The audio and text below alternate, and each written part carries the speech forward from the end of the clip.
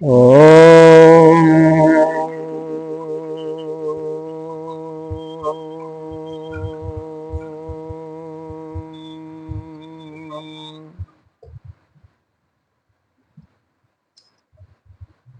ओम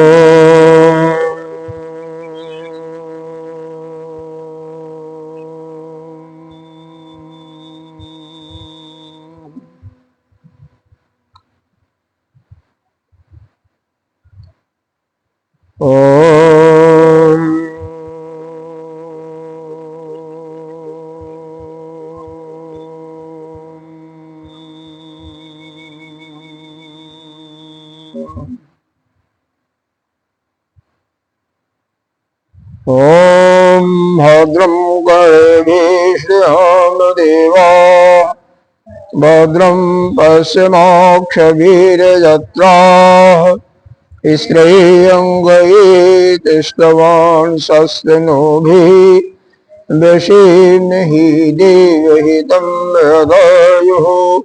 ओम शांति शांति शांति। ओम स्वस्ति न इंद्रो वृद्धश्रवाः स्वस्ति न पूषा विश्ववेदाः स्वस्ति नस्ताक्षर्यो अधीष्टनेमिः स्वस्ति नो बृहस्पतिर्दधातु।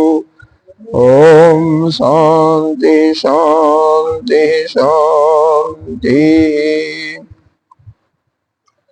शंकरं शंकराचार्यं केशवं बादरायणं श्रोत्रभाषकृतौ वन्दे भगवन्तौ पुनः पुनः। ईश्वरो गुरुरात्मेति मूर्तिभेदविभागिनि व्योमवद्व्याप्तदेहाय दक्षिणामूर्तये नमः।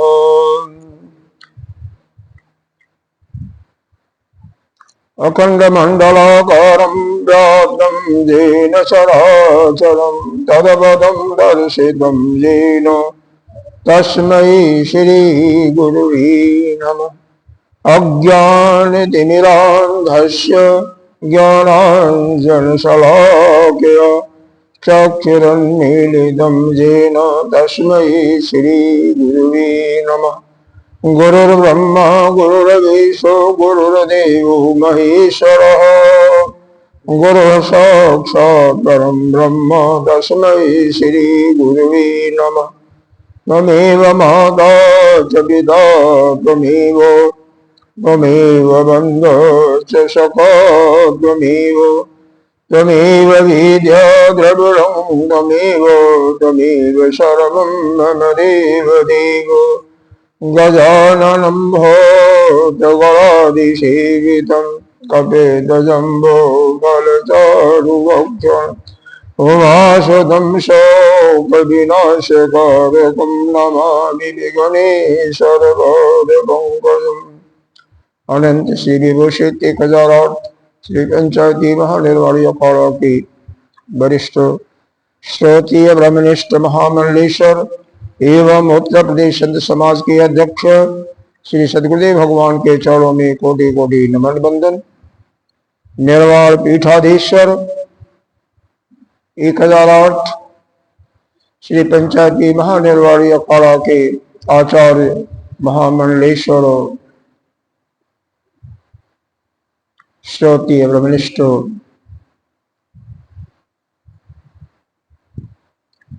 एवं बीकानेर राजस्थान के राजगुरु श्री स्वामी जी के चरणों में कोटि कोटि नमन बंदन।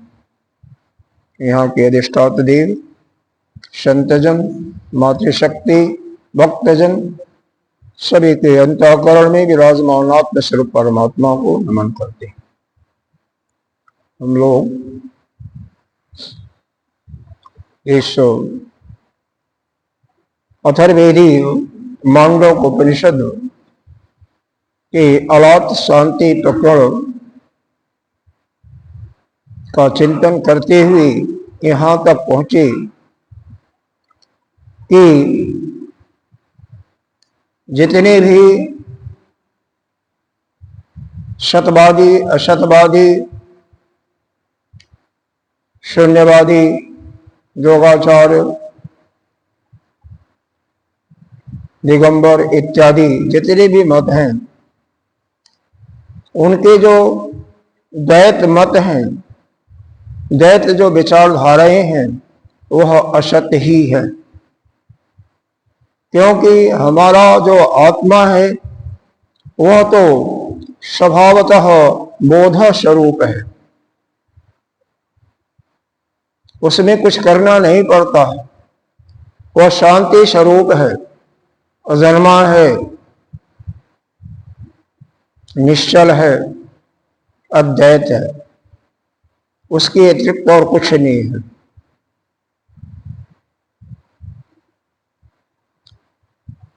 इस कारिका के अंदर यह बताया जाएगा कि यह जो द्वैत जिसको भी दिखाई दे रहा है, जिसको भी भेद दृष्टि दिखाई दे रहा है, वह क्षुद्र है, अल्प बुद्धि वाले हैं, और उन्हें कभी भी वह यथार्थ तत्व का ज्ञान या आत्म शुद्धि का ज्ञान वो नहीं हो सकता। इसलिए जिसको भी अपने स्वरूप में स्थित होना है, जो यह चाहता है कि पुनः इस दुखालय संसार में न आना पड़े, तो उसे सुनिश्चित करना चाहिए कि मैं क्या हूं। अपने बारे में पक्का निश्चय करना चाहिए कि मैं अद्वैत हूं, मैं अजन्मा हूं, मैं बोध स्वरूप हूं, मैं शांत स्वरूप हूं, मेरे अतिरिक्त तो इस सृष्टि में कुछ भी नहीं है। जो कुछ दिखाई देता है वह अल्प बुद्धि वालों को ही दिखाई देता है। व्यवहार सत्ता में मान सकते हैं, जो परमार्थ सत्ता की बात करते हैं वह अल्प बुद्धि वाले हैं, क्षुद्र हैं। इसी को लेकर के यह कारिका के लिए पहले संगति दिया, संगति को पढ़ें। एक चीज और, बृहदारण्यक उपनिषद में याज्ञवल्क्य और गार्गी के संवाद में यह दृष्टिगोचर हुआ कि गार्गी ने प्रश्न किया कि कृपण कौन है। राजा जनक की सभा है, याज्ञवल्क्य उनके गुरु हैं। उन्होंने कहा, हे गार्गी,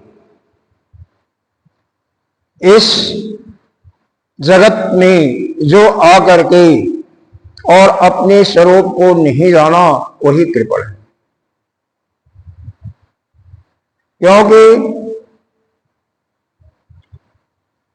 मनुष्य योनि पा करके जीव का परम कर्तव्य होता है कि वह जीव जगत और ईश्वर के भेद को समझे और वह अपने स्वरूप में स्थित हो जाए, वही ज्ञानी है।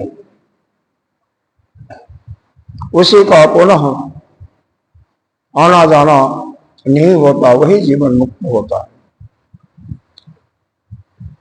उसी बात को यहाँ पर मांडुक्य कारिका के द्वारा गौड़पादाचार्य व्यक्त कर रहे हैं। संगति क्या है? ये यथोक्तम परमार्थ तत्वम प्रतिपन्ना, मतलब जो कोई भी हो, जे का मतलब कोई भी, जैसा ऊपर वर्णन किया गया। ऊपर कई कारिकाओं में लगातार यही चल रहा आत्मा के बारे में कि वह बोध स्वरूप है, वह उत्पन्न नहीं हुआ, वह साम्य है, अजन्मा है, यही चल रहा है। 89 कारिका से ही चल रहा है। वो तो उस जो परमार्थ तत्व है, यानी यथार्थ जो आत्म तत्व है, प्रतिपन्ना, प्रतिपन्ना का मतलब जिसने अच्छी तरह से उसको जान लिया, जिसने उसको समझ लिया वही एव अकृपणा, इस संसार में एव अकृपणा लोके, इस संसार में वही क्या है, अकृपण है, यानी कंजूस नहीं है। कृपणा एव अन्य इत्याह, उसके अतिरिक्त जो कोई भी है वह सब कृपण ही है, जो भी है कोई सभी कृपण ही है। इसीलिए इसके पहले कारिका में, एक दो कारिका के पहले बताया कि चार चीजों का ज्ञान प्राप्त करना हमें अति आवश्यक है, तभी उसके बाद ही यह आत्मज्ञान में हम सुनिश्चित हो सकते हैं।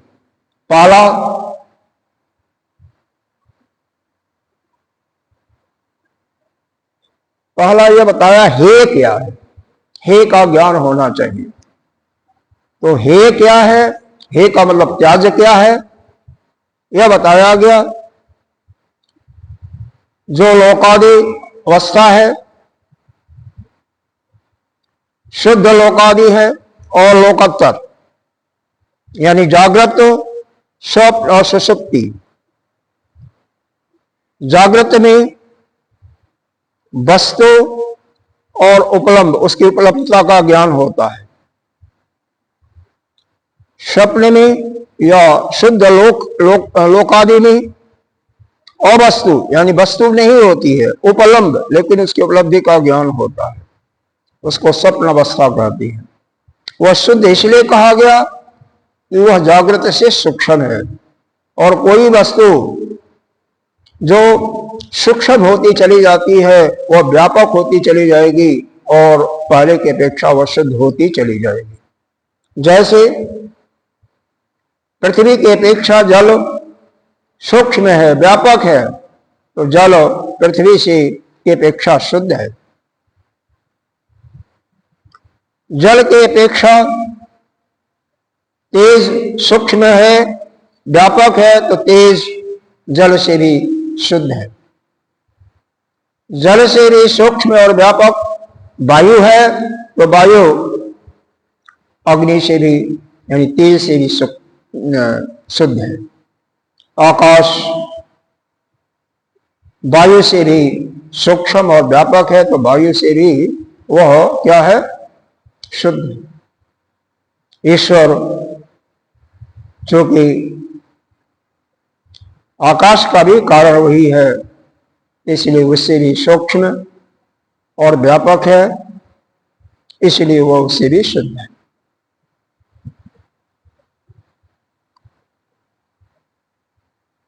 तो यह लोकोत्तर में यह भी बताया कि न तो वस्तु होती है अवस्तु, और न उपलब्ध ही होता है, वहां पर उपलब्धि भी नहीं होती है। तो तीनों अवस्थाएं, ये जागृत, स्वप्न, सुषुप्ति, सभी लोग जानते भी हैं, अनुभव किए हो, लेकिन इसको स्वप्नवत मानते हुए, इसको एक आभासीय सत्ता मानते हुए इसको त्याग देना चाहिए। मतलब यह स्वीकार करने योग्य नहीं है। दूसरी चीज बताया ज्ञेय, हमें किसको जानना चाहिए, तो एक ही तत्व है, वही अपना आत्म तत्व जो परमार्थ स्वरूप है, यथार्थ रूप से बोधगम्य है, वही आत्मा ही जानने योग्य है। उसके अतिरिक्त इस सृष्टि में और कोई चीज जानने योग्य नहीं है, क्योंकि उसके अतिरिक्त कुछ है ही नहीं। उसके बाद प्राप्य, आप्य का अर्थ बताया प्राप्य, और उसका मतलब यह हुआ कि तीनों आश्रयों को त्यागते हुए वित्तैश्रय, लोकैश्रय और बीच में वित्त, पुत्र और लोक, तीनों आश्रयों को छोड़ते हुए साधन पक्ष में पांडित्य, बाल और मौन, इन तीनों साधनों का उपयोग करना। पांडित्य का मतलब श्रवण, शास्त्र का श्रवण। बाल्य का मतलब श्रवण के बाद मनन, यानी शंकाओं को दूर करना। और मौन का मतलब निध्यासन। निध्यासन से कोई विक्षेप भी है तो उसको भी दूर कर देना। ये तीनों साधना है, इसको करना चाहिए। श्रवण, मनन, निध्यासन या पांडित्य, बाल्य और मौन, यह तीन साधन का निरूपण किया गया। किसके लिए? वह जो ज्ञेय है उसको जानने के लिए। वह परमार्थ तत्व, आत्म तत्व को तभी जान सकते हो जब यह साधना करोगे। नित्य निरंतर यह साधना चलती रहेगी, श्रवण, मनन और निध्यासन। श्रवण किसका? जो उस ब्रह्म तत्व को बताने वाले शास्त्र हैं, अर्थात श्रीमद् भगवद गीता, उपनिषद और ब्रह्मशुद्ध यानी प्रस्थान त्रयी, इसके अतिरिक्त अन्य ग्रंथ नहीं। यही तीन शास्त्र हमारे ऐसे हैं जो कि सीधे उस ब्रह्म तत्व का निरूपण करते हैं। तो इन्हीं का श्रवण, मनन, निध्यासन नित्य होते रहना चाहिए।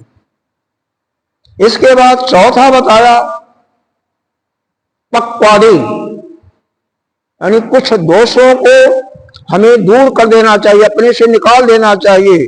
जैसे रोग को औषधि खिला करके या चीरा लगा करके उसको समाप्त कर देते हैं। कौन है? वो है जो हमारे अंतःकरण के शत्रु हैं। राग देश को विशेष रूप से लिया, लेकिन आदि ले लिया, उसमें काम, क्रोध, मद, लोभ, मद मत्सर सभी आ जाती हैं। उनको बिल्कुल निकाल देना। बिना उनको निकाले हुए आत्म स्वरूप का बोध नहीं हो सकता। इतना बताया गया इसमें। तो यह जो बताया गया, इसी को अच्छी तरह से जानना है। इसी को समझ करके जो समझ गया वही और कृपण है, यानी वही ज्ञानी है। और जो नहीं समझा उसके अतिरिक्त क्या है? सब कृपण है। तो कैसे हैं? कारिका के माध्यम से बता रहे हैं। हाँ, इतिहास ऐसा कहा जा रहा है। क्या कहते हैं? वैशारद्यम तु वै नास्ति भेदे विचरतां सदा भेद निम्ना पृथक भादा तस्मात् ते कृपणा अस्मृता वैशारद्यम तु वै नास्ति भेदे विचरतां सदा भेद निम्ना पृथक भादा तस्मात् ते कृपणा अस्मृता। देखिए, अब यहाँ पर बिल्कुल एक प्रकार से निचोड़ है। अब मेरे ख्याल से समझने में सभी लोग समझ गए होंगे, नहीं समझे होंगे सुन लें। जे भेदे विचरताम सदा, जो इस भेद में कि मैं अलग, वह अलग, अमुक वस्तु अलग, इसी में लगातार विचरण करते रहते हैं, इसी में भ्रमण करते रहते हैं, अर्थात वह द्वैत में ही उनका भ्रमण होता है। वही वैशारदम नास्ति, वह कभी भी उस विशुद्ध आत्म तत्व का दर्शन नहीं कर सकती। नास्ति कर लिया, न अस्ति। वह वैशाराध्यम नास्ति। वैशाराध्यम का मतलब क्या होता है? विशुद्ध आत्म तत्व का। तो वह विशुद्ध पहले आया था, तो वह विशुद्ध जो आत्म तत्व का है उसके बारे में वह कभी नहीं समझ सकती। इसका मतलब पहला काम हमारे लिए हुआ कि भाई देखो, दृष्टि हमें दिखाई देती है, तो हम यह नहीं कह सकते कि हमें दिखाई नहीं देगा तुरंत। तो कम से कम संसार में भ्रमण करना, कम से कम इसको कम करना। द्वैत दृष्टि चूंकि व्यवहार की है, ठीक है, लेकिन हमें अभी इसको परिपक्व करना है। हम साधना काल में हैं, तो इस दैत दृष्टि वाला जो यह संसार है उसमें कम से कम उसके समक्ष आना इस प्रकार से कि बिल्कुल, इसीलिए पहले क्या होता था, शायद सुने तो होंगे कि जो ऋषि लोग तपस्या करते थे वो कहाँ रहते थे? जंगल में, गुफा में रहते थे, संसार से दूर रहते थे। तो कम से कम जितना इससे दूर रह सके, भाई भोजन करते समय तो रहेंगे संसार में, श्रवण करते समय भी रहेंगे, आते जाते भी रहेंगे। भाई यहां से घर जाओगे, घर से आओगे तो भी संसार दिखाई देगा, लेकिन उसके बाद का जितना भी समय है कम से कम संसार में जो बहुत ही आवश्यक हो उतना ही विचरण करें। नहीं तो संसार में जितना भी रिश्ते हैं, संबंधी हैं, उनको संबंधों को लेकर के हम इधर से उधर जाते हैं, उसको बंद कर दें, क्योंकि अब वो अवस्था नहीं है कि आप संसार में भ्रमण करें। क्योंकि जितना ही द्वैत हमारे सामने आएगा उतना ही हमारा चिंतन कम होगा, हमारे पास समय कम होगा, तो वो चिंतन कब करेंगे? उस चिंतन करने के लिए, क्योंकि हमें ब्रह्म है, हमें शुद्ध नित्य शुद्ध बुद्ध मुक्त चैतन्य है, अहम ब्रह्मास्मि तत्त्वमसि, इनका लगातार नित्य निरंतर चिंतन करते रहना। बाकी समय में संसार में कम से कम जाना, यानी दैत्य में हमें कम से कम जाना। अगर जाए भी, अगर यह बुद्धि जिस समय आ जाती है कि वह तो उसमें तो मैं ही हूं, वह अलग नहीं है, यह सभी तो सभी के अंदर मैं हूं, सभी मेरे ही अंदर है, फिर तो थोड़ा आपको गुंजाइश हो जाती है, जा सकती है। लेकिन जाने में फिर भी खतरा है, अलार्म लगा हुआ है, इसीलिए कम से कम जाए। दूसरी लाइन का अर्थ देखिए, भेद निम्ना, ओहो, पृथक बाधा। वे जो भेद दृष्टि वाले हैं वह क्या है? निम्न है, क्षुद्र है। गाली दिया गया उनको, वह क्या है? क्षुद्र है। और तस्मात्, इसीलिए उनको कृपण कहा जाता है। भेद निम्ना, यहां पर भाष्य में भी अर्थ बताया होगा, उसको भी देख लो क्या कहा।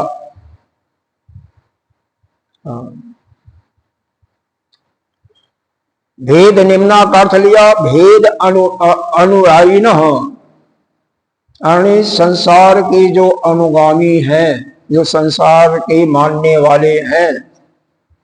अनुगामी का मतलब संसार के पीछे चलना, अर्थात संसार को जो मानने वाले हैं, जो इस संसार को सत्य मान, इसका मतलब यह हुआ एक प्रकार से सत्य असत बौद्ध के चारों मत, इन सबके लिए विशेष करके लिया गया है। जितने भी द्वैतवादी हैं, द्वैतवादी हो त्रैतवादी हो, उन सबको क्या कर दिया? यह क्या है? क्षुद्र है, पृथक बाधा, क्षुद्र है, और यह कृपण ही है। क्यों? इनका स्वभाव होता है भेद के तरफ हमेशा चलना। भाई संसार में जो जाएगा वो भेद दृष्टि उसको दिखाई देगी, इतना कंट्रोल एक बैक नहीं हो पाएगा, भेद दृष्टि दिखाई देगा, इसीलिए उनको क्या कहा गया? कृपण कहा गया। तो मूल यहां पर जो सूत्र निकला साधकों के लिए विशेष करके, इस संसार से कम वास्ता रखना, संसार में विचरण कम से कम करना, और जिस समय संसार में उनकी दृष्टि जाती भी है तो जो भी वस्तु दिखाई देती है, वस्तु के रूप में पुरुष हो, स्त्री हो, वस्तु हो, देश हो, उसे परमात्मा ही, परमात्मा का स्वरूप ही मानते हुए उसको अपने से अलग नहीं समझना, या अपना ही आत्म तत्व मानते हुए अपने से अलग नहीं देखना। क्योंकि स्वभाव बना हुआ है, अलग दिखाई देगा, इसलिए उस अलग भेद दृष्टि में, यानी द्वैत जगत में कम से कम हम अपने को भ्रमण करें, अब कम से कम उसको उसके स्वरूप को देखें, बाकी जो भी समय है केवल उस ब्रह्म का चिंतन करते जाए। ये समझ में आ रहा है? ये समझ में आ गया तो फिर ज्ञानी हो गए, कोई उसमें कभी नहीं रहा। जिसको भी समझ में आ गया वो ज्ञानी हो गया। और वैसे भी 94 कारका चल रही है, अब इसको समाप्त करना है। 100 में 99 100 में तो संहारी है सबका, 1-2 कारका में बिल्कुल श्रुत समाप्त कर दिया गया। समाप्ति की ओर बढ़ रहे हैं तो सीधी बात है कि ये भेदे विचरताम सदा, जो हमेशा भेद दृष्टि में ही विचरण करते हैं या संसार द्वैत संसार में ही विचरण करते हैं, वही वैसार्धं नास्ति, वह विशुद्ध आत्म तत्व का बोध नहीं कर पाते। इसलिए संसार में विचरण हमें नहीं करना। भेद निम्ना, जो भेद के अनुयायी हैं और संसार में के मानने वाले हैं, नाना भेद को मानते हैं, वह क्या कहते हैं? उनको कृपण कहा गया। ते कृपणा अस्मृता। अस्मृता का मतलब याददाश्त होता है, लेकिन यहाँ पर है उनको हम कृपण ही कहते हैं। कृपण को ही क्षुद्र मानते हैं। ऐसा क्षुद्र कह करके एक प्रकार से भाष्यकार जी ने गाली ही दिया हम लोग जो द्वैत में विचरण करते हैं। कारण यहां पर स्पष्ट आपको समझ जाना चाहिए कि 2 काम होते हैं जो हमेशा इस संसार में जगत में जिनकी दृष्टि जाएगी, चाहे नेत्र जाए चाहे श्रोत इंद्रिय जाए, विशेष करके यही 2 इंद्रियां जगत में ज्यादा जाती हैं। तो जब भी जाएंगी तो हमें द्वैत का बोध होगा। जब तक हमारी इतना हम परिपक्व नहीं हुए हैं कि वहां पर तुरंत ही अपने को अलर्ट कर लें कि नहीं, यह तो हम ही हैं, यह परमात्मा ही है, तब तक कम से कम जाए। दूसरा बात यह है कि जब ज्यादा समय तक आप संसार में विचरण करेंगे तो उस आत्म तत्व का चिंतन कब करोगे? समय नहीं है। किस समय यह प्राण पखरू ऊर्जा, इसका कुछ पता नहीं है। या किसी को पता है? किसी को पता है? गारंटी है? एक समय की बात है, कोई जाचक कुछ मांगने के लिए युधिष्ठिर के पास आते हैं, भिक्षुक के रूप में कर सकते हैं। धर्मराज युधिष्ठिर कहते हैं मेरे पास ऐसा है, आप कल आइएगा, अभी थोड़ा सा मैं व्यस्त हूं। ऐसा सुनते ही भीम ने बाहर, वो होता ना दुंदभी बजाना, डुग्गी पिटवा देना, कि हमारे भाई साहब काल को जीत गए हैं। काल को जीत गए हैं तभी तो कह रहे हैं, क्योंकि वो झूठ सत्य बोलते थे, हमेशा झूठ तो बोलते नहीं थे। क्योंकि कल तक कम से कम जिंदा रहेंगे, युद्ध चल रहा है तो कल तक एक दिन का तो उन्होंने कह दिया ना, इसीलिए उन्होंने डुग्गी पिटवाया। युधिष्ठिर ने आवाज सुना, अरे अरे जरा उसको बुलाओ, भीम को बुलाओ। भीम ने कहा, धनराज ने कहा क्या कर रहे हो? उन्होंने कहा महाराज, भाई साहब आपने काल को कम से कम एक दिन के लिए तो जीत ही लिया। फिर उनका माथा ठनका, अरे मैंने बहुत गलत किया, उसको बुलाओ भिक्षुक को। उसको बुलाया गया और उसको संतुष्ट करके विदा किया। क्योंकि काल का कुछ पता नहीं है, कब कौन चला जाएगा कौन नहीं जाएगा। इसीलिए गीता जी का, अगर श्रीमद् भगवत गीता का 8वें अध्याय में थोड़ा सा दृष्टि डालेंगे तो वहां पर 7 प्रश्न अर्जुन के हैं। 7वां प्रश्न यही है कि किस प्रकार से कौन सा कार्य करें, क्या चिंतन करें कि हर समय अंतिम समय में भगवान का हमें स्मरण रहे। अंतिम समय में भगवान का स्मरण, अंतिम समय कब आएगा कुछ पता नहीं। पूरा 8वां अध्याय उसी के चिंतन में भगवान ने जिक्र किया, बल्कि 9वां भी उसी से संबंधित ही कर दिया। तो हमें हर समय तैयार रहना चाहिए। तैयार रहने का मतलब इस संसार से अलविदा होने का के लिए तैयार होना चाहिए, रेडी रहना चाहिए, और उसके लिए हर समय उसी का चिंतन होता रहे। किसका? अपने आत्म तत्व का। आप ही ब्रह्म हैं, तो कम से कम अपने स्वरूप में समझिए कि मैं अद्वैत हूं, मैं अजन्मा हूं, मैं कभी उत्पन्न नहीं हुआ, मैं मरने वाला नहीं हूं, मैं निश्चल हूं। उस अपने आत्म तत्व का बोध हमेशा बना रहे, उसका चिंतन होता है। जो भक्ति मार्ग के हैं उनकी प्रतिभा इतनी नहीं जगी हुई है, वह कम से कम इस चीज को समझें कि हमारे कन्हई या भोले जिसको भी मानते हैं, मैं उन्हीं का हूं, वह हमारे हैं, और उन्हीं का स्मरण हर समय करते हैं, जिससे कम से कम उनका कल्याण हो।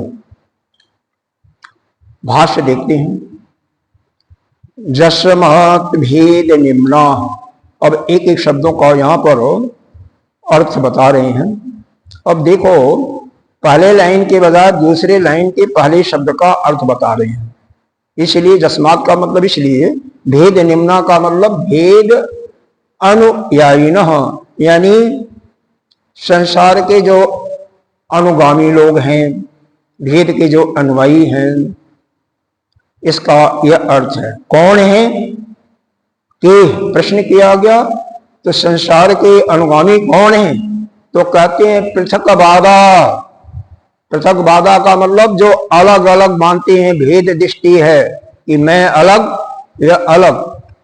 अरे भाइयों में भी भेद दृष्टि होती है। भेद दृष्टि भाइयों में कि आजकल तो पति पत्नी भी भेद दृष्टि करती है ना। पति का अकाउंट अलग, पत्नी का अलग, क्योंकि अपनी सिक्योरिटी का ध्यान गारंटी नहीं होता। पति पर विश्वास नहीं है, न पति को पत्नी पर विश्वास है। तो पृथक बाधा का मतलब अलग अलग सबको देखना, भेद दृष्टि देखना कि मैं अलग वो अलग। अरे वस्तु को अलग मान सकते हैं, लेकिन वस्तु भी नहीं है। चाहे वस्तु है, चाहे देश है। अगर मैं कहता हूं ये हमारे जो राष्ट्राध्यक्ष है ना, जो खास खास है, उनको अगर यह ज्ञान हो जाए तो कभी युद्ध होगा क्या एक दूसरे से? नहीं होगा ना। यह मालूम हो जाए कि हम, और चाहे यूएसए का जो प्रेसिडेंट है या रशिया का, सब एक ही तो हैं। हमारी आत्मा उनमें विचरण करे, लेकिन ये कैसे होगा? उनको बड़ा मुश्किल है। फिर कैसे युद्ध, क्यों युद्ध होगा जब कोई है ही नहीं है? परमात्मा ही नाना रूपों में खेल रहा है, तो किससे युद्ध, किससे क्या, किससे दुश्मनी? लेकिन जो आतताई लोग हैं,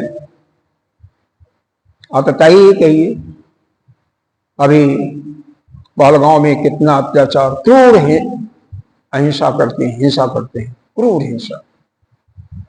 वह न खुद शांतिपूर्वक रहना चाहते हैं, न दूसरों को शांतिपूर्वक रहना देना चाहते हैं, क्योंकि हिंसा का जवाब तो हिंसा से ही देना पड़ता है। जैसा जो वार करेगा उसके साथ वार तो करना ही पड़ता है। तो पृथक बाधा का अर्थ किया, यह भी दूसरी लाइन में दूसरा शब्द है, पृथक जनाना वस्तु इति एवं, अर्थात यह अलग अलग वस्तु है। इति एवं वदनम, ऐसा कहा जाता है। वदनम माने कहा जाता है। नाना, यह जो आगे शब्द है ना, वस्तु इति एवं, संधि करने के बाद, तो इस प्रकार से जो अलग अलग वस्तुएं कही जाती हैं, जे शांति पृथक बाधा द्वैतिनः इति अर्थः। जे शाम, इसलिए उन्हें द्वैत लोग क्या कहते हैं? अलग अलग वस्तु कहते हैं। इसका अर्थ ही है तस्मात्, इसलिए वे कृपणा क्षुद्रा अस्मृता, वे क्या माने गए हैं? कृपण माने गए हैं, अर्थात क्षुद्र माने गए हैं। मतलब जो भी प्रत्येक वस्तु, चाहे वह पुरुष हो, पुरुष का मतलब पुरुष स्त्री या थर्ड जेंडर, कोई वस्तु है या कोई देश है, उसको अपने से अलग मानता है, वह क्या है? कृपण है और क्षुद्र पतित है। अब आप कह सकते हो भाई अपना नहीं मान सकते हो, आपके अंदर ज्ञान नहीं, परमात्मा को मान सकते हो। परमात्मा को मानो, जिसको भी मानते हो कि वह वही है, वही खेल रहा है, बस सीधी सी बात है। क्योंकि अभी आपकी बुद्धि शायद उतनी न जगी हो जिनकी वह भगवान को माने। जिस भगवान में प्रेम रखते हो, कन्हई को रखते हैं, कन्हई को माने, कन्हई खेल रहा है। जैसे वही कृष्ण साल भर तक प्रत्येक ग्वालों के रूप में रहे, प्रत्येक बछड़ों के रूप में है, उनका डंडा भी वही बने, वस्त्र भी वही बने, किसी को भेद किसी को पता नहीं चला। अरे वही तो इस पूरे सृष्टि में नाना रूप में खेल रहा है, वही तो है। लेकिन हमें चूंकि अलग अलग भान हो रहा है, इसीलिए हमें कहा गया क्षुद्र या कृपण कहा गया। जस्माद वैशार्दम, वैशार्दम का अर्थ फिर वही क्या गया? विशुद्ध नास्ति तेषां भेदे विचरताम दैत मार्गे अविद्या कल्पते। जो हर क्षण अविद्या के कारण यह दैत मार्ग, यानी यह संसार में जो विचरण कर रहे हैं, वह कभी भी विशुद्ध आत्म तत्व उनका नहीं हो सकता। विशुद्धम नास्ति, वह उस अपने आत्म स्वरूप को में नहीं पहचान सकती हैं। सर्वथा वर्तमानम इति अर्थ, इसका अर्थ यही हुआ कि वह विशुद्ध आत्म स्वरूप का दर्शन नहीं कर सकते। अतो युक्तम एव तेषाम कार्पण्यम इति अभिप्राय। इसका मतलब यह ठीक ही कहा गया है कि जो हमेशा संसार के अनुगामी हैं या अलग अलग वस्तुओं को अलग अलग दृष्टि से देखते हैं, वह कृपण ही हैं। अब यह जो कृपण शब्द कहा गया, उसकी पुष्टि की गई है कि जो कुछ कहा गया वह सत्य है, वह कृपण ही है। तो पहला काम आपके सामने हो गया। जब भी आप संसार में हो, सभी वस्तुओं को, यह सबसे सुंदर होगा कि आप अपनी ही आत्मा उसमें देखें।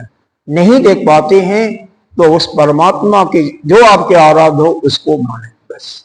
और कम से कम संसार में विचरण करें। कम से कम जो 60 साल 55 साल से ऊपर हो गए हैं, 60 साल के ऊपर वालों के लिए तो कोई इसमें इव्वत नहीं करना, बल्कि 55 ही समझिए, क्योंकि शास्त्र की आज्ञा तो 50 की है। 25 तक आपका ब्रह्मचर्य अवस्था मानी गई है, उसके बाद 50 तक गृहस्थाश्रम, और तीसरा जो है वानप्रस्थ 50 के बाद ही शुरू हो जाता है। तो 50 के बाद भी ही आपको संसार में विचरण नहीं करना है, कम करना है। अगर आप वेद को मानते हैं, श्रुति को मानते हैं तो 60 हमने क्यों कहा कि गवर्नमेंट में 60 के बाद रिटायर कर देती है, 58 के बाद कहीं 60 के बाद रिटायर कर देती है।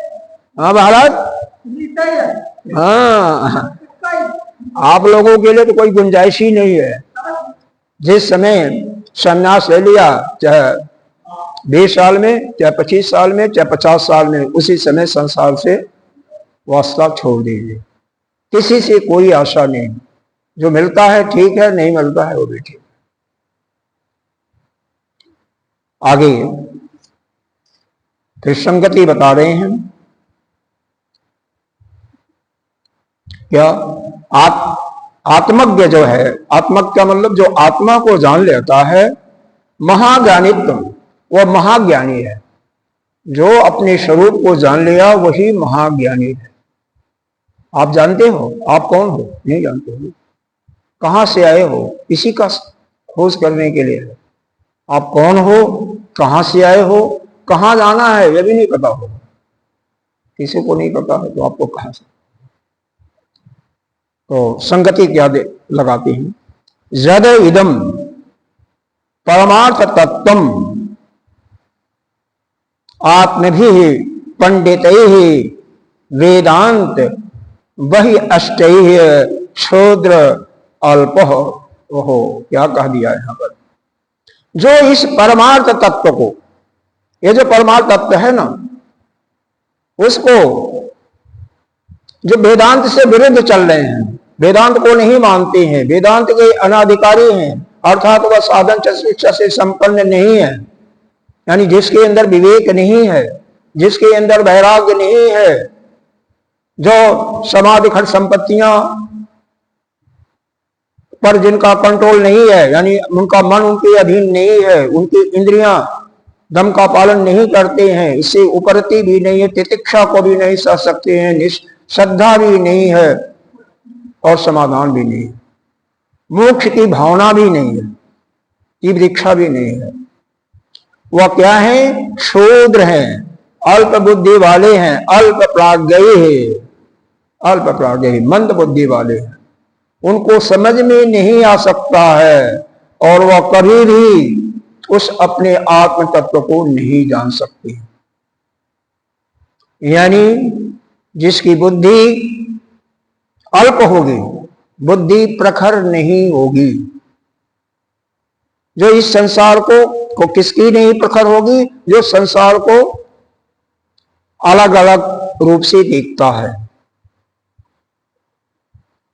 संसार को देखता भी है और उसको भोगने की कामना भी करता है। भाई संसार में तो भगवान ने बनाया है, बहुत सुंदर सुंदर चीजें बनाया है, हर समय उसके भोगों की ही कामना लगी रहती है। जब तक अद्वैत दृष्टि नहीं होगा तब तक भोग की कामना होगी। जब एक दृष्टि हो जाएगी कि सब कुछ अभी है तो भोग की कामना समाप्त, देश समाप्त, राग समाप्त। तो वह क्या है, वह अल्पज्ञ है, क्षुद्र बुद्धि के हैं, कृपण है, वह आत्म तत्व का कभी भी नहीं समझ सकते हैं, उनको आत्म तत्व का यथार्थ रूप में उनको ज्ञान कभी नहीं हो सकता है, क्योंकि अविवेकी हैं। कैसे हैं, तो इसके लिए अगले कार्य का वर्णन किया जाता है। इसका मतलब जो अपने आप को समझ लिया है वही महाज्ञानी है, इसका उल्टा लगाइए, विपरीत। जो नहीं जानता है वह अल्पज्ञ है, वह क्षुद्र है, वह कृपण है, और जो जानता है तो क्या होगा, महाज्ञानी होगा। तो उसी को कर का कहें, कर का क्या कर रही है, अजय साम्य तुझे के चितो भवे एषंत सुनिश्चिता ते ही लोके महाज्ञान तच्चलोको न गाहते। देखो, ये केचित, जो कोई भी, चाहे वह स्त्री हो, चाहे पुरुष हो, चाहे चांडाल हो, चाहे संत हो, कोई यहां पर डिस्टिंग्विश नहीं किया, कोई अंतर नहीं है, कोई भी, जो कोई है, उसको किसको जान लिया, वही आप तक कैसा है, अजन्मा। ये हमारी मृत्यु नहीं होती है, मैं कभी पैदा भी नहीं हुआ, मैं अज हूं, साम्य रूप हूं, और अपने उस परमार्थ तत्व में ही जो निश्चित हो जाता है, ये पक्की भावना जिसके अंदर जाती है, तो मैं तो परमार्थ स्वरूप, मैं तो वह आत्मा ही हूं, अजन्मा हूं, साम्य स्वरूप हूं, और उसी में रहता है, वही इस संसार में परम ज्ञानी है। ये ही लोके महाज्ञाना, वही इस संसार में महाज्ञानी है, जो हमेशा जिसको ये पक्का हो जाता है, दृढ़ता आ जाती है अपने अंतःकरण में कि मैं क्या हूं, मैं शरीर नहीं हूं। अब मैं शरीर नहीं हूं तो शरीर द्वारा जितने कर्तव्य होते हैं, कर्म होते हैं, उनको मैं करने वाला नहीं हूं। शरीर के द्वारा जो भोग इंद्रियों के माध्यम से भोगे जाते, मैं भोगता भी नहीं हूं, अंतःकरण भोगता है। और जो ज्ञान होता है बुद्धि के माध्यम से, वह ज्ञान भी मैं जानने वाला भी नहीं, क्योंकि यह सब तो यह शरीर का धर्म है, वह है। मैं तो इस सबसे अलग हूं। मैं क्या हूं? मैं नित्य हूं, अजन्मा हूं, मैं एक ही तत्व हूं, अद्वैत हूं, मेरे सिवा और कोई है भी नहीं। ऐसा पक्का निश्चय जिसके अंदर मैं साम्य हूं, कोई भेद दृष्टि जिसके अंदर नहीं होती है। जितने भी वस्तु दिखाई देते हैं, जितने भी पुरुष दिखाई देते हैं, हर एक में ही अपने आत्म स्वरूप को देखता है। ऐसा जो है वही महाज्ञानी है, वही महाज्ञानी है। तच्च लोको न गाहते, उस तत्व का जो सामान्य पुरुष है कभी भी अवगाहन नहीं कर सकता, यानी कभी भी उसको समझ नहीं सकता, क्योंकि इसमें बहुत ज्यादा चिंतन की जरूरत होती है। पहले समझ में आ जाए, समझ में आ जाए तो उसका चिंतन नित्य निरंतर जो करता रहेगा, उसी के अंदर यह दृढ़ता आएगी, धीरे धीरे आएगी, एक बैठ नहीं। क्यों? पता नहीं कितने युग युगांतर से आपने समझ रखा है कि यह शरीर में हूं। यही जानते हो ना आप लोग कि हर शरीर में हूं। शरीर द्वारा संबंध जो है वह भी हमारे हैं, चाचा हैं, ताई हैं, नाना नानी इत्यादि हैं। क्योंकि जो शरीर नहीं मानता, शरीर के द्वारा जो संबंध बने हैं उनको भी तो त्यागना है। चाहे पुत्र है, पुत्री है, पति है, पत्नी है, पिता है, माता है, कोई नहीं है। सभी जितने भी अगर मानते भी जीव लोक से जीव के रूप में हो, तो भी वह अपने कर्मों के फल को भोगने के लिए आए हैं। यहाँ पर आप अपने को जीव मानते हो तो आप भी कर्म के फल भोगने के लिए आए हो। अगर आप अपने को ब्रह्म मानते हो तो कोई भी कर्म और धर्म अधर्म से आप बिल्कुल अलग हो। धर्म अधर्म आपका कुछ नहीं करेगा, लेकिन वह कब नहीं करेगा? जब आपका दृढ़ विश्वास इसमें हो जाएगा कि मैं नित्य हूं, निश्चल हूं, अद्वैत हूं, मेरे अतिरिक्त और कोई भी नहीं है संसार में। मैं ही सभी जितने भी वस्तुएं हैं सभी में नाना रूपों में खेल रहा हूं, सभी की आत्मा मेरे अंदर है। ऐसा जब पक्का हो जाएगा तो वह धर्म अधर्म का भोगने वाला भी नहीं होता। उसका प्रारब्ध तो रहेगा, क्योंकि प्रारब्ध शरीर भोगता है, लेकिन संचित कर्म उसके नष्ट हो जाती है। जो कर्म इकट्ठा होते हैं वह उसका उपशमन हो जाता है, वह नहीं रहता। तो कितनी सुंदर कारिका है, अगर इसको आप पालन करें तो बहुत सुंदर हो जाएगा। अजय साम्य, वह अज यानी अजन्मा, साम्य रूप, जो कोई भी उसे समझ लेता है, उसे परमार्थ तंत्र में इतना दृढ़ विश्वास हो जाता है, वही इस संसार में महाज्ञानी है। और दूसरा जो सामान्य बुद्धि वाला है, उसको उस परमार्थ तत्व को कभी नहीं जान सकता। तो तरीका यही है कि संसार में दृष्टि कम से कम ले जाइए, संसार में विचरण कम से कम कीजिए, जिसमें विचरण कीजिए। जो भी वस्तु आती है, वस्तु आता है, देश आता है, पुरुष स्त्री, सब में आप अपने स्वरूप को या परमात्मा को देखें।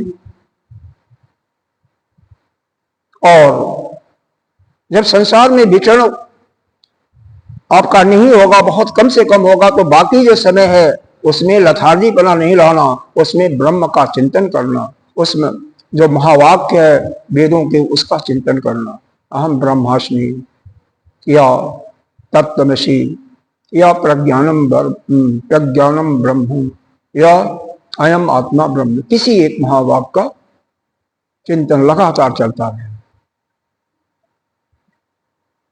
जो भावुक व्यक्ति हैं तो भगवान का भजन करें, ज्यादा से ज्यादा भगवान में चिंतन करें। सबको करना चाहिए, क्योंकि बिना उसके नहीं गुजारा होगा, चित्र की एकाग्रता नहीं होती है। लेकिन बाकी जो पीछे कर चुके हैं, भाई देखो, किसी का जीवन मुक्ति तभी होती है जब उसके सारे कर्म क्षीण होते हैं। कर्म क्षीण कब होते हैं? उसका अंतःकरण कब शुद्ध होगा? जब सारे उसने यज्ञ दान तप इत्यादि कर चुके हैं, चाहे इस जन्म में चाहे पिछले जन्म में, उसी का तो क्षीण होगा। कहीं ना कहीं तो उसने कर चुका है। यहां पर आपको नहीं दिखाई दे रहा कि वह पूजा पाठ नहीं करता, लेकिन पीछे वो कर चुका है, पिछले जन्मों में कर चुका है, और अपने आत्म अंतःकरण को बिल्कुल शुद्ध निर्मल बना रखा है। और जिसका निर्मल होगा उसी को बोध होगा। नहीं तो इंद्र जैसे जब 100 साल तक 104 साल तक तपस्या करनी पड़ी, सेवा करनी पड़े, तो हम लोग किस खेत के मूली हैं? हमें भी करना पड़ेगा ज्ञान प्राप्ति के लिए। ज्ञान प्राप्ति के लिए बिना सेवा के, बिना तपस्या के नहीं होता है। लेकिन जब अंतःकरण जिनका निर्मल हो चुका है, किसी भी जन्म में आपने किया है, इसकी मानी नहीं रखता है। इसीलिए यहां पर ऐसा शब्द का प्रयोग किया गया कि जो इसको समझ गया वही महाज्ञानी है, बाकी दूसरा सामान्य बुद्धि वाला उसको नहीं जान सकता। भाष्य देखें, जहां तक हो जाएगा वहां तक देखते हैं। अजय साम्य परमार्थ तत्व एवं इति ये केचित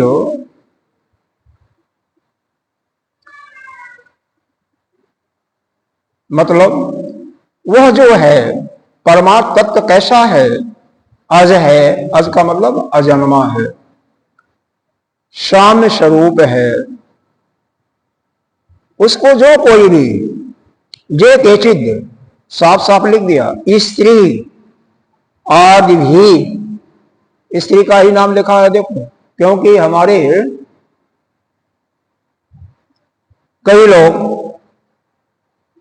पंडित कहा जाए या क्या कहा जाए, वह कहते हैं स्त्रियों को कोई अधिकार नहीं है और निम्न वर्ण वालों को ज्ञान प्राप्त करने का अधिकार नहीं है। तो ऐसा नहीं है। इसीलिए भगवान भाष्यकार ने स्पष्ट कर दिया, कोई भी हो, जो कोई भी, कर्म करने का अधिकार नहीं है। यज्ञ करना है तो वहां पर ब्राह्मण जाति में जो पैदा होगा उसी का अधिकार है उसको यज्ञ कराने का, वहां पर ठीक है। लेकिन ज्ञान में किसी का सभी बराबर हैं, चाहे स्त्री है पुरुष, किसी भी जाति का जन्म हुआ। तो इसीलिए स्पष्ट किया गया कि कोई भी हो, चाहे स्त्री हो पुरुष हो या थर्ड जेंडर वाला हो, वो यह सुनिश्चित कर लेता कि ऐसा ही है। चेत एव ही लोके, इस लोक में ही वही महाज्ञानी है, वही निरतिशय है, वही तत्व विषय का ज्ञानी है, वही तत्वज्ञ है। इसका यही अर्थ है। जिसको यह निश्चय हो गया कि वह परमार्थ तत्व यानी हमारा आत्म तत्व कैसा है, अजन्मा है, हमारी आत्मा का कभी जन्म नहीं हुआ, हम वो तो साम्य स्वरूप है, जो कोई भी ऐसा जान लिया और निश्चित पक्का हो गया, और जिसको पक्का हो जाएगा कभी भेद दृष्टि उसके अंदर नहीं आएगी। अभी तो हमारे अंदर पक्का नहीं, तभी तो हम अलग अलग देखते हैं। फिर यहाँ पर ना तो कोई श्रोता रहेगा ना कोई वक्ता रहेगा, ये भेद दृष्टि में ही पढ़ा जा सकता है, द्वैत दृष्टि में ही पढ़ सकते हो। जब उस आप अपने अद्वैत स्वरूप में उस छठी अवस्था में आ जाओगे तो नहीं पढ़ सकते हो, पढ़ाने वाला पढ़ा भी नहीं सकता उस समय। लेकिन इतना आसानी से नहीं आता, इसीलिए तो है कई जन्म लग जाते हैं इसको ज्ञान को प्राप्त करने में। जन्म जन्मांतर का खेल है चुटकियों में भी आ जाता है। अष्टावक्र ने राजा जनक को जो उपदेश दिया, एक घोड़े के एक पावदान पर पाव है और जब तक दूसरा पैर रखते हैं तब तक उनको ज्ञान हो जाता है चुटकी बजाते बजाते ज्ञान हो जाता है। अरे आप ब्रह्म ही तो हो। इस संसार में जितने भी वस्तु हैं, जीव हैं, सब वही एक ही है। यही तो ज्ञान प्राप्त करना है। आप ही की आत्मा सबके अंदर है, सभी की आत्मा आपके अंदर है, लेकिन ये इसका बोध होना है ना। कहने से कुछ नहीं होता है, बोध अनुभव होना चाहिए ना। अभी तो यह कह रहे हो, बाहर जाकर के कोई गाली दिया तो उसको क्या करोगे? गाली देना शुरू कर दो, मारना शुरू कर दो, तो थोड़ी कैसे होगा? फिर तो कहाँ बोध हुआ? तो ज्ञान नहीं हुआ ना। सुखदेव जी की याद करो, सुखदेव जी नंगे आ रहे थे, कहां पर? शुक्रताल में। बालक पत्थरों से मार रहे थे, लेकिन किसी को कुछ उन्होंने कोई शब्द बोला? कोई शब्द नहीं निकला, कुछ नहीं। तो ज्ञानी जो है, फिर अंदर ही ज्ञान नहीं है, बाहर भी वो दिखाई देता है।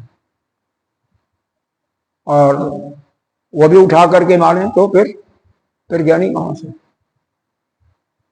फिर तो शरीर का बोध हो गया ना कि शरीर में हूं, जबकि वास्तव में आप शरीर नहीं है, आप तो नित्य शुद्ध बुद्ध मुक्त आत्मा है। आइए अगला पैरा में देखिए। तच्च तेषाम वतर्म तेषाम विदितम, यानी उसके मार्ग, तेषाम वर्त्म,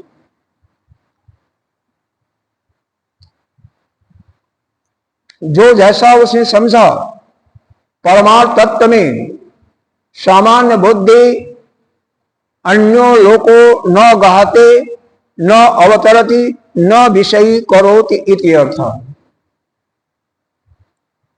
मतलब उस परमार्थ तत्व का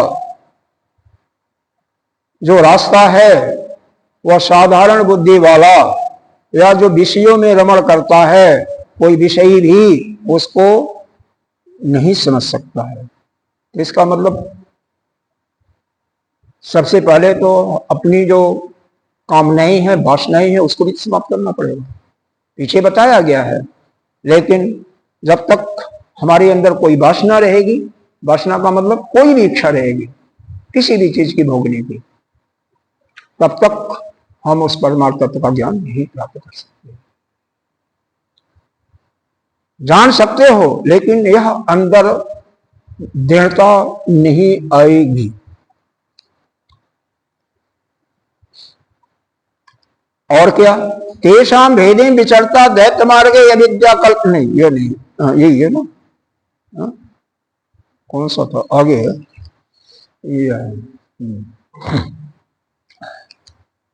यहां पर एक महाभारत के शांति प्रकरण का एक उदाहरण कर रहे हैं, दृष्टांत दे रहे हैं। सर्वभूता